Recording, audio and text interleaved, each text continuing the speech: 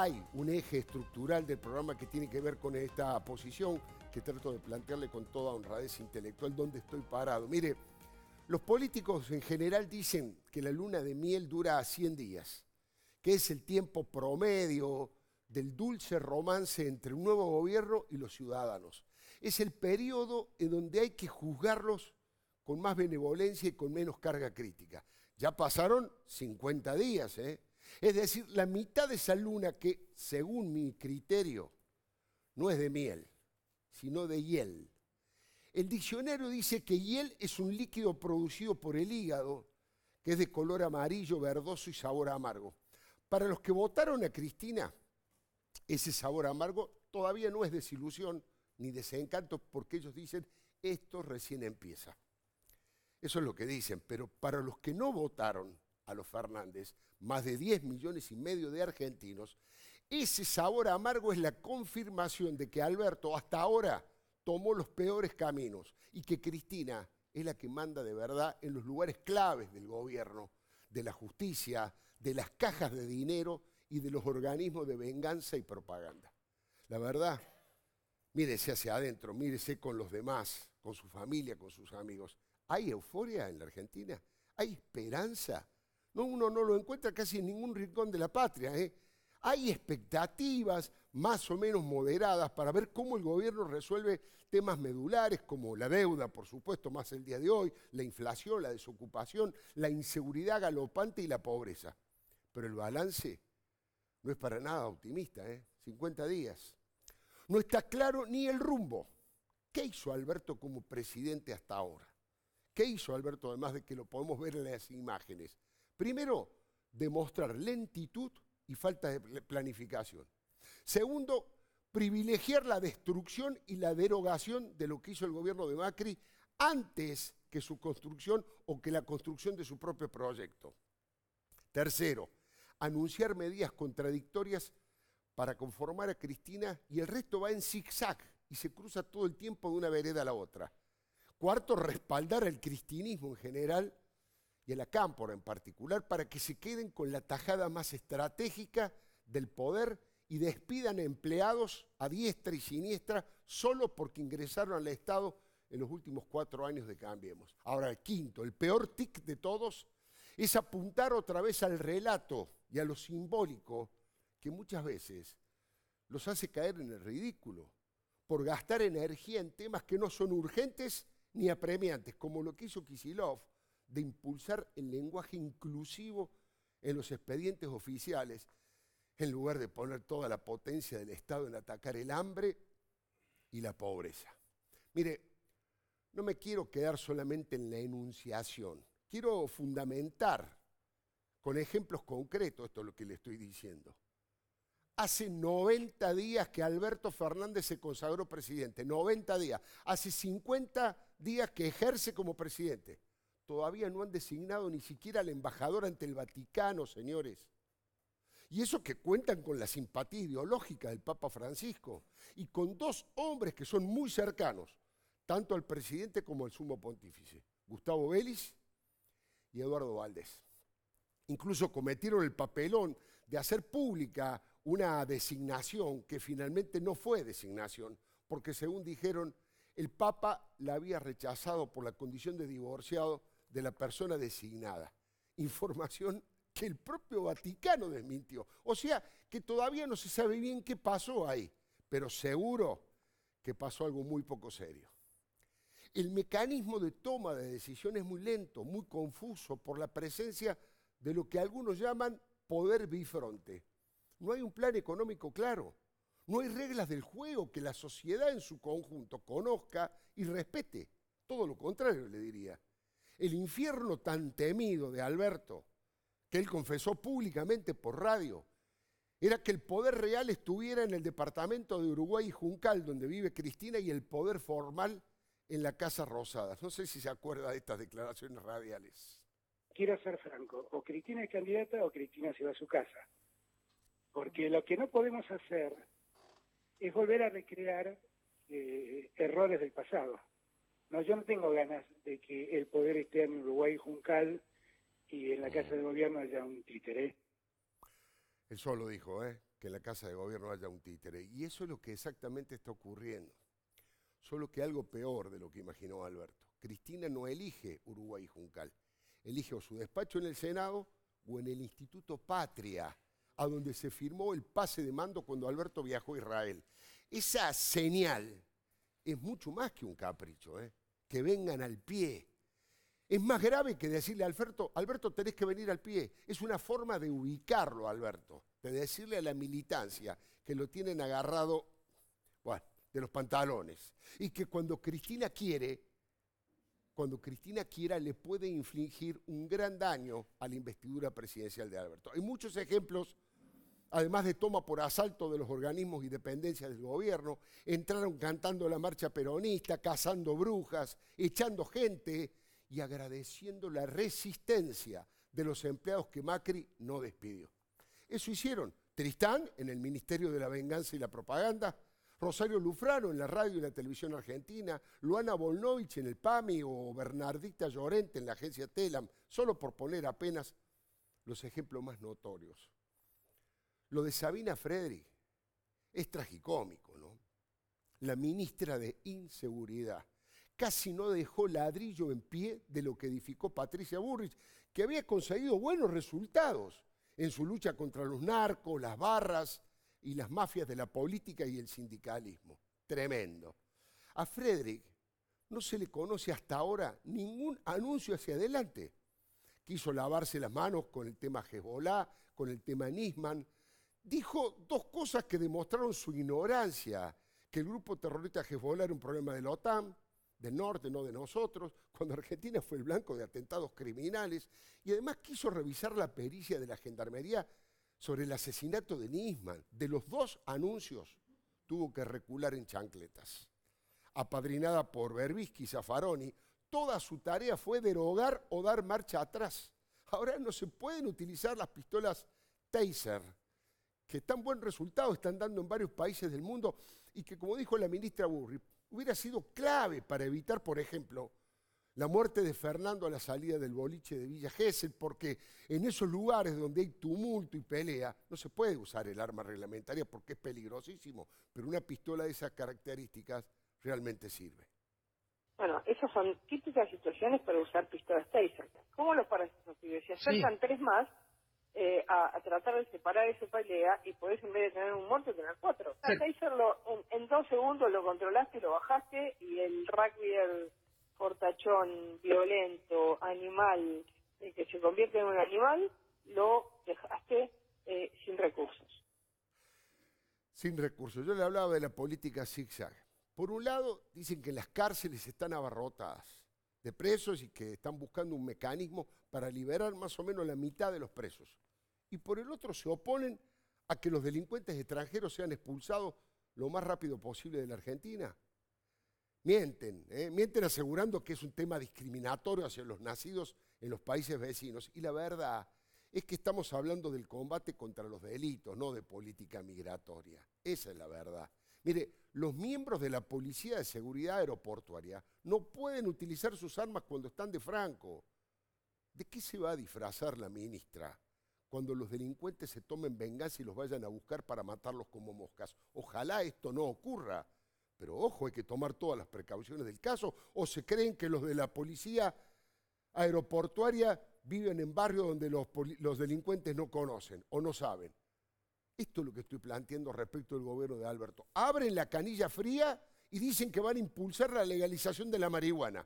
Y enseguida, ante el susto de un crimen aberrante, abren la canilla caliente y prohíben el consumo de alcohol.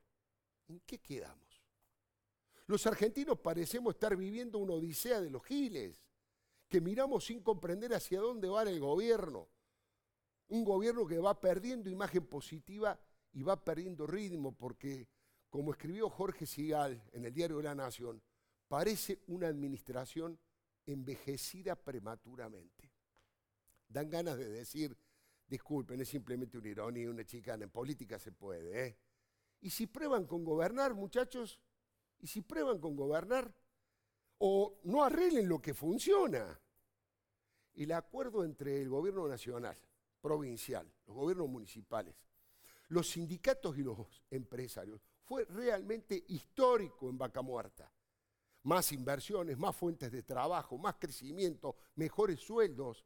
Ahora otra vez todo está en duda. Hoy una gran empresa, en donde estaba antes Galucho, tomó la decisión de irse de Vaca Muerta. Era una de las grandes locomotoras del crecimiento hasta la campaña electoral. Y ahora Alberto dijo que la reserva de hidrocarburos está sobreestimada. No jueguen con fuego, muchachos, no jueguen con fuego. La mayor, si no, vamos a caer en la cuenta de que la mayor exportación de la Argentina van a ser la de los argentinos. Como pasan en Venezuela, vamos a exportar argentinos. La ley del conocimiento fue votada por unanimidad. ¿Sabe lo que es eso? Que durante el gobierno de Macri hayan votado una ley por unanimidad. Un amplio consenso en apoyar una industria que genera mucha mano de obra creativa, innovación tecnológica, dólares por un alto nivel de exportación y encima sin ensuciar ni contaminar. ¿Quién fue el genio entonces que propuso que esa ley se congelara, que no se reglamentara por ahora? ¿Quién fue ese genio? La verdad que la señal hacia los inversores es letal. Los cambios de regla, de juego en el medio del partido son tremendos y no se avivan, muchachos, de que este tipo de empresas tecnológicas, con un clic en la computadora, se van a otro país. Se van a otro país. De hecho, la mayoría tienen oficinas ya en varios países del mundo. Ahora, en el plano económico, prometieron dos cosas que hasta ahora son de imposible cumplimiento. Que iban a encender las máquinas de la productividad y el consumo y que iban a poner plata en el bolsillo de los argentinos, en el bolsillo de la gente. ¿Y qué hicieron por ahora? Aplicaron un impuestazo que se ensaña con las clases medias urbanas y rurales, congelaron los ingresos de los jubilados, eso sí, los que superen los 19.000 pesos, como si el que gana 20.000 pesos los jubilados fuera un rico, y dieron una suma fija muy pobre para las escalas más bajas de la pirámide social. Van para atrás con el decreto de Macri que prohibía la designación de parientes para evitar el nepotismo. La verdad que en lo institucional y en la lucha por la transparencia y en contra de la corrupción, Cristina dejó claro que solo quiere ella que sus expedientes y los jueces que los llevan adelante se esfumen en el aire. Los expedientes y los jueces, que se esfumen en el aire. Eso es lo que quiere Cristina. Ella quiere quedar como honrada y honesta, como si fuera la Madre Teresa de Calcuta. Bueno, eso es un milagro, pero en la búsqueda del milagro va moviendo sus fichas. Presidente de la Oficina Anticorrupción, el autopercibido marxista, bueno, ya saben ustedes quién, ¿no es cierto? Ricardo Nissen, apoderado de sus hijos, de Cristina, a cargo de la Inspección General de Justicia. Cristina Camaño para manejar a los espías y a los carpetazos. Axel Kicillof designó, ya nos olvidamos, designó a 2 funcionarios procesados y por primera vez por escrito se excusó en lo que ellos llaman guerra judicial. Ahí lo estamos viendo. Como si los estuvieran persiguiendo y de bronca. Como una resistencia a esa persecución, los designa como funcionarios a estos 2 personajes procesados en la provincia de Buenos Aires. Mercedes Malcó del Pon y Daniel Raposo. Raposo, se lo digo, aunque usted no lo crea, en la AFIP. Evo Morales hace lo que quiere y convierte el país en un local de su partido político. Ahí lo podemos ver. Hizo un fraude fenomenal en Bolivia, pero no se priva de jugar al fútbol con Pablo Moyano. Ahí está con Pablo Moyano. Tristán, ya le dije, a cargo de la cultura militante y la estigmatización de los disidentes. Carlos Zanini como jefe de todos los abogados. Juan Martín Mena vigilando de cerca, respirando la nuca de la ministra de Justicia, Marcela Lozardo. El hermano de Guado de Pedro en el Consejo de la Magistratura. Camilo Vaca Narvaja a la Secretaría General junto a Julio Vitovelo, Luana Volmovich Alpami. Y esto recién empieza, Y como si esto fuera poco, le dieron a Alberto los superpoderes más amplios y arbitrarios para que tenga prácticamente la suma del poder público. Falta la frutilla del postre, que es el juez Daniel Rafecas como jefe de todos los fiscales. No le va a resultar fácil porque no tiene mayorías calificadas. Enseguida le quiero hablar específicamente del tema Rafecas. diputado Alfredo Cornejo nos anticipaba que Cambiemos va a tener una posición unificada frente al tema. No sabemos todavía cuál posición, decía que había algunos rumores sobre determinados legisladores.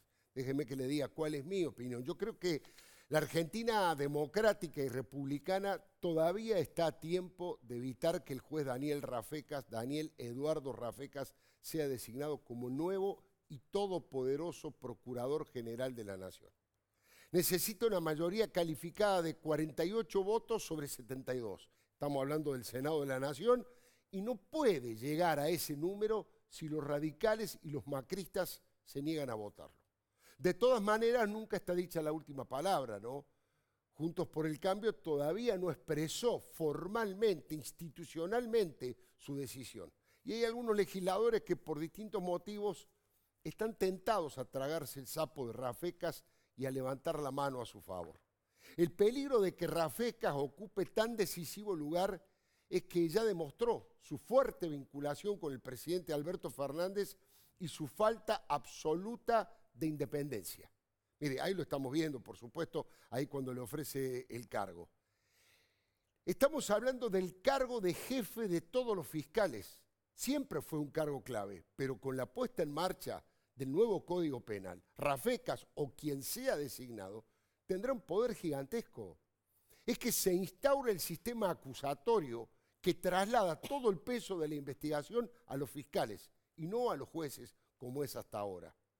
Los ideólogos del cristinismo de la impunidad ven ese lugar como el mecanismo ideal para dinamitar los tribunales de Comodoro Pi y vaciar la capacidad de los jueces federales que tanto preocupan a la exitosa abogada que nunca ganó un juicio pero lo perdió varias veces. Quieren jueces domesticados, más domesticados todavía, que garanticen la impunidad de Cristina, de sus hijos y del cártel de los pingüinos. Ese es uno de los caminos elegidos. No es el único, pero es uno de los caminos elegidos para dejarlos afuera de las investigaciones. Por eso es tan importante y tan peligroso, en mi humilde opinión, que el juez Daniel Rafecas sea designado en ese lugar. Sería el jefe de la impunidad. Hace un par de semanas, Ignacio Zuleta, el columnista del diario Clarín, planteó que Rafecas ya tenía los votos necesarios para ser el próximo procurador. Fue una especulación audaz, pero mencionó a algunos senadores que sumarían su granito de arena. Habló de Carlos Reutemann, de Lucila Krexel, de Alberto Beretilnek, de Guadalupe Tagliaferro y hasta de Martín Lustó por una relación de su hermana en el ámbito universitario con Rafecas. Insisto con esta aclaración, esto no lo estoy diciendo yo, lo escribió Ignacio Zuleta en Clarín. Incluso avanzó más y planteó que Rafecas tendría un guiño de Ricardo Gil Lavedra y de Ernesto Sanz. La verdad, me cuesta creerlo, Pero bueno, Zuleta es un periodista experimentado, suele tener buena información. Falta poco para comprobar si tenía razón o no. Digo que me cuesta creerlo y explico por qué. El cargo está vacante desde que la ultra-kirchnerista Alejandra Hitz Carbó fue eyectada por manejos oscuros en la compra de un edificio, entre otras irregularidades que cometió con la camiseta de Cristina puesta. Gil Carbó, ¿se acuerda usted? Incluso algunos dicen, espero que sea equivocada la versión, pero hoy me rumorearon. Ojo que en una de esas va a la IGJ nuevo, a la Inspección General de Justicia, como asesora Gil Carbó. Insisto, ojalá sea un error, pero hoy me lo comentaron a título de rumor. Mire, el presidente Mauricio Macri propuso en su momento a una jurista prestigiosa como Inés Weinberg de Roca, y el justicialismo ni siquiera se dignó a habilitar el tratamiento. Tuvo que continuar en forma interina Eduardo Casal.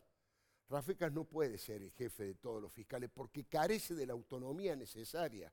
Ese lugar debería ser ocupado por alguien impoluto, un jurista de excelencia, sin ninguna mancha ni vinculación político-partidaria. Y Rafecas es dueño de un par de récords que lo descalifican. Escuche bien. Primero, desestimó en 2 ocasiones, en un abrir y cerrar de ojos, la denuncia que el fiscal Alberto Nisman hizo contra la presidenta. Ahí estamos viendo los títulos de los diarios. Contra la presidenta Cristina y otros, por supuesto, por encubridores de los terroristas que volaron el edificio de la AMI y produjeron 85 muertos. Mire, ni siquiera Rafecas se tomó el trabajo de leer el informe de Nisman y tuvo descalificaciones graves sobre la propia salud mental del fiscal asesinado. ¿Qué hizo la Corte? Bueno, caracterizó los ataques de Rafecas a Nisman como contrarios a los deberes de reserva, secreto, respeto y prudencia que se espera de un juez. Una vez asesinado el fiscal, la mayoría de sus compañeros, por temor, algunos por indignación, otros, participaron de una multitudinaria marcha que fue histórica, a la que Rafecas, por supuesto, no concurrió. Los fiscales fruncen el ceño cuando uno le menciona a Rafecas, condenan su soberbia, su altanería, pero bueno, eso sería un tema menor si usted quiere, siempre anda elegante, de punta en blanco, y unos días atrás, Rafecas entró en la historia porque su candidatura fue rechazada por dos de las personas más antagónicas que hay en la Argentina. Hablo de una de las legisladoras que tiene más alta imagen de honestidad, Elisa Carrió, y por otro lado, del preso de mayor imagen de corrupción, Julio De Vido. Hace 5 años, la todavía diputada, recién todavía sigue siendo diputada, Elisa Carrió, dijo textualmente: da vergüenza por la obsecuencia, la forma en que Rafecas desestimó la denuncia de Nisman. Esto sí que es relato y de la peor calaña, porque Rafecas, en su despacho, alaba a la presidenta Cristina y a su canciller Timerman como paladines de la búsqueda de la verdad. Insisto con la fecha. Hace 5 años que la doctora Carrió dijo esto, estamos hablando de la cofundadora de Cambiemos y la líder de la coalición cívica. El Consejo de la Magistratura sancionó a Rafecas, pero con una multa insignificante, equivalente a la mitad de su sueldo por única vez. Eso es un castigo menor, pero ese castigo disciplinario, y esto es lo importante, fue ratificado por la Corte Suprema de Justicia de la Nación ante una apelación que había hecho Rafecas. Mire, no sorprende que la doctora Carrió o el diputado Waldo Wolf sean los principales cuestionadores de Rafecas. El legislador Waldo Wolf denunció que el juez lo intimidó y lo amenazó en su momento. Pero el colmo, y aquí está el récord de Rafecas, el colmo de su oposición a su designación vino del lado del arquitecto Julio De Vido, hoy detenido con tobillera electrónica en su lujosa mansión de Puerto Panal, donde también tienen propiedades casualmente, por supuesto, Máximo Kirchner y el Bochi Sanfelice. De Vido, en una carta de 4 carillas que le dirigió a la ministra de Justicia, Marcela Lozardo, aseguró que la probable designación de Rafecas no contribuye al mejoramiento de la justicia por haber inventado causa. Escuche usted, mano, escrito por De Vido. Haber inventado causas en forma oportunista para ser funcional a la persecución más vil de la derecha argentina y la Embajada de los Estados Unidos al facilitar el lawfare. Hay que leer esa carta de De Vido, ¿eh? Está claro que De Vido, por supuesto, está resentido porque Rafecas lo procesó por corrupción en la causa Odebrecht, donde el exministro había dejado todos los dedos pegados. Fue tan burda la corrupción de De Vido que ni Rafecas pudo salvarlo. Alberto Fernández propuso a Rafecas en el primer boletín oficial de este año. En los considerandos, el presidente destaca todo lo que Rafecas carece: independencia.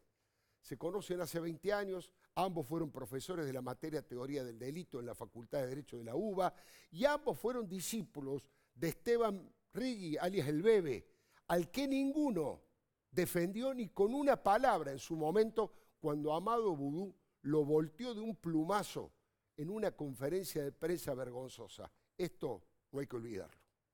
Hemos hablado ya en otras oportunidades el entramado mafioso dentro de la política. Cuando yo era director ejecutivo de ANSES, en los últimos días me vinieron a ver de un estudio de abogados al ANSES. El estudio García, Labat, Musso y Rigui. A mi despacho de director ejecutivo, para decirme que yo era nuevito, que no entendía cómo funcionaba esto, que yo tenía que tener buenos lazos con Comodoro Pi, que era muy importante desarrollar esa relación.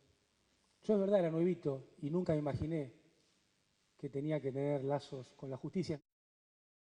Este señor condenado a 5 años y 10 meses de prisión, condenado por la justicia.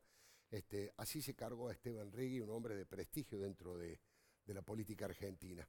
Ahora, el presidente Fernández va a tener que explicar también sus acusaciones en este mismo canal, en TN, en el programa de Nelson Castro, donde dijo que Cristina se iba a ir del poder con 2 máculas. Y menciona el tema Chicone y la denuncia de Nisman, justo 2 de las causas en las que intervino Daniel Rafecas. No se olvide. Yo creo que Cristina va a dejar su gobierno con 2 máculas indudables, que es el de haber hecho dictar 2 leyes para protegerse penalmente de 2 delitos cometidos. El primero, el encubrimiento a Vudú, estatizando Chicone. Y el segundo, el encubrimiento al haber hecho aprobar por ley el tratado con Irán. Clarito, las 2 causas. Ahora, esto yo creo que es lo más grave que hizo Rafecas, pero no es lo único que hizo. Hay impugnaciones a propósito de cuestionar su idoneidad moral, pese que Alberto Fernández lo calificó cuando lo propone como una eminencia del derecho. ¿No será mucho, Alberto? Eminencia del derecho y del revés.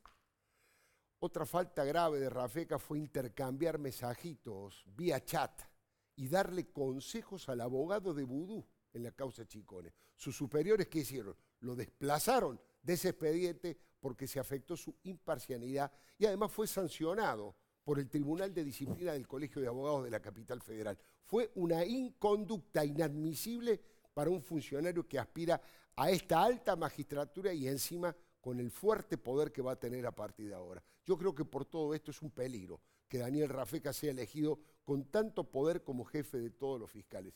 Mire, quien quiera oír que oiga, pero después que nadie diga que no le estábamos avisando, ¿no?